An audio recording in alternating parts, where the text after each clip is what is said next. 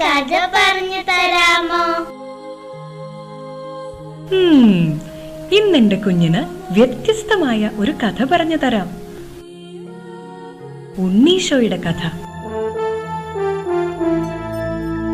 Augustus സീസറിന്റെ ഭരണവർഷം ഹെറോദേസ് എന്ന രാജാവിന്റെ കാലത്താണ് യൂദയായിലെ ബെത്ലഹേമിൽ ഉണ്ണീശോ ജനിക്കുന്നത്.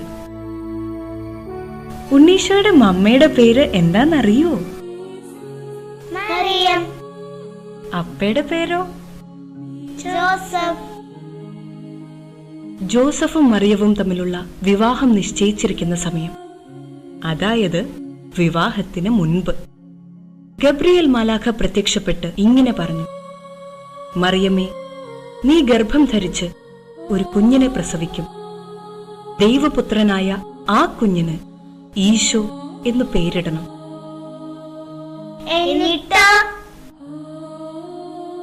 എന്നും ദൈവത്തിന്റെ ഇഷ്ടം മാത്രം ആഗ്രഹിച്ച അമ്മ പറഞ്ഞു: ഇതാ കർത്താവിന്റെ ദാസി, നിന്റെ വചനം പോലെ എന്നിൽ നിറവേറട്ടെ.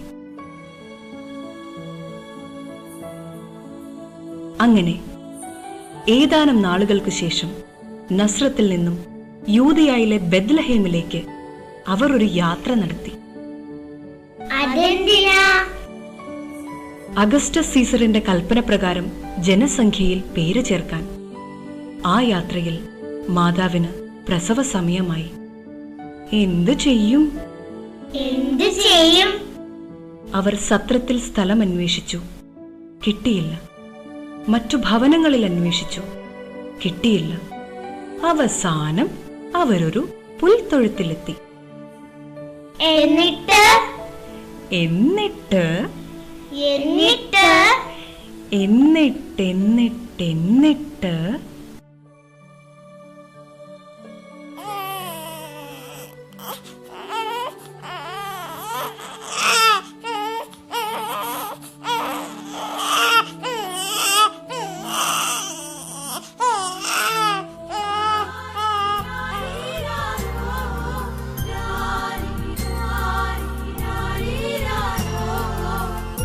മാതാവ് ഈശോയെ പിള്ളക്കച്ചയിൽ പൊതിഞ്ഞ് പുൽത്തൊട്ടിയിൽ കിടത്തി.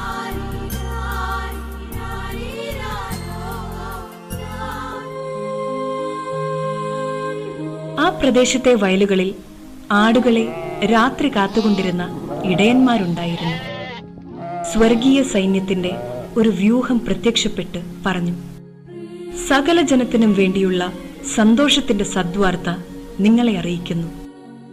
ദാവീദിന്റെ പട്ടണത്തിൽ നിങ്ങൾക്കായി ഒരു രക്ഷകൻ. സകല ജനത്തിനും വേണ്ടിയുള്ള സന്തോഷത്തിന്റെ സദ്വാർത്ത നിങ്ങളെ അറിയിക്കുന്നു. ദാവീദിന്റെ പട്ടണത്തിൽ നിങ്ങൾക്കായി ഒരു രക്ഷകൻ, കർത്താവായ ക്രിസ്തു ജനിച്ചിരിക്കുന്നു.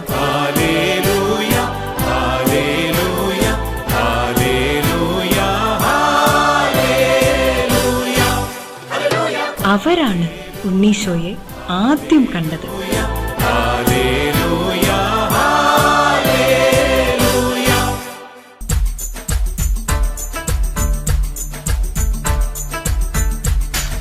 പൗരസ്ത്യ ദേശത്ത് നിന്നു വന്ന 3 രാജാക്കന്മാർ.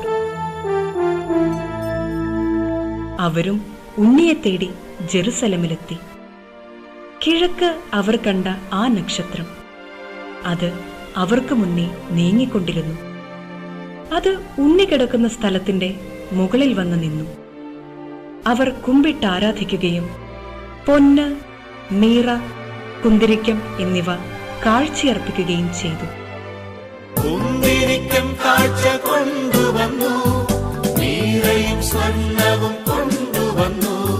Hallelujah, hallelujah, hallelujah, hallelujah.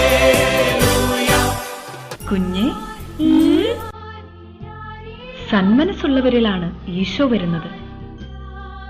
നല്ല മനസ്സുണ്ടാവട്ടെ എന്റെ കുഞ്ഞിന്. എന്തെന്നാൽ സന്മനസ്സുള്ളവർക്കാണ് സമാധാനം.